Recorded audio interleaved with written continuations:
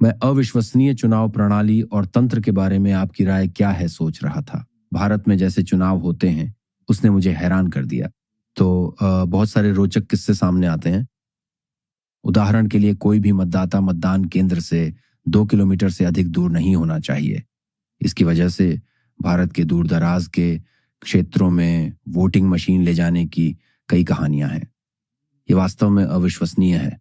बस हर एक मतदाता मायने रखता है और 60 करोड़ से ज्यादा लोगों के मतदान कराने का तंत्र। क्या कोई ऐसा किस्सा है जिसके बारे में आप बात कर सकते हैं जो आपको विशेष रूप से प्रभावशाली लगे, या शायद आप आमतौर पर इतने बड़े चुनाव कराने के लिए तंत्र के बारे में बात कर सकते हैं, वो भी इतने बड़े लोकतंत्र में।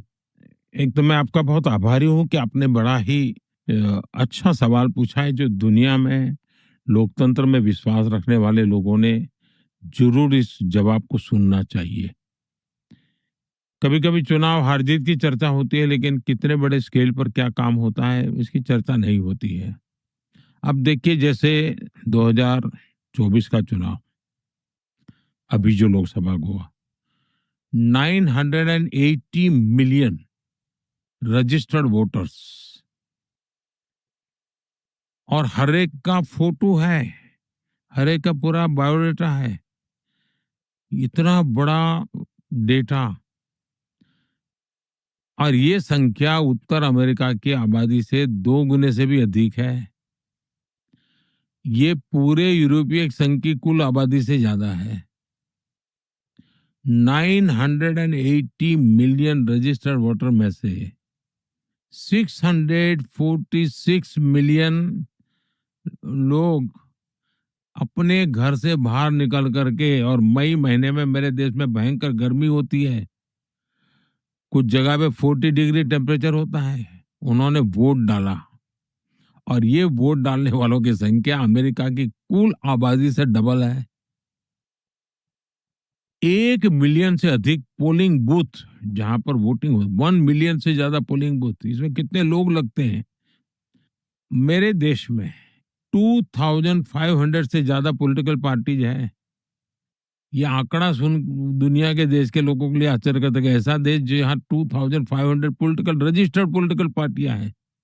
मेरे देश में 900 से ज्यादा 24/7 टीवी चैनल्स हैं। 5000 से ज्यादा डेली अखबार निकलते हैं। ये जो डेमोक्रेसी को साथ जुड़े हुए कुछ न कुछ रो। और हमारे यहाँ कोई भी गरीब से गरीब होगा, गांव का व्यक्ति, वो टेक्नोलॉजी को बहुत तेजी से एडॉप्ट करता है, ईवीएम मशीन से वोट देता है। दुनिया के कई देशों में चुनाव के रिजल्ट महीने महीने तक आते नहीं है। मेरे यहाँ एक दिन में रिजल्ट आ जाता है, इतने लोगों का काउंटिंग हो जाता है। और आपने सही कहा कि कुछ दूर दराज क्षेत्रों में पोलिंग स्टेशन होते हैं, हेलीकॉप्टर से हमें भेजना पड़ता है। अरुणाचल प्रदेश में एक पोलिंग बूथ, वो शायद दुनिया का सबसे टॉप पोलिंग बूथ होगा। मेरे यहाँ गुजरात में गिर फॉरेस्ट में एक पोलिंग बूथ था, जहाँ एक ही वोटर था, उसके लिए एक पोलिंग बूथ था। गिर फॉरेस्ट में जहाँ गिर लायंस है। तो हमारे यहाँ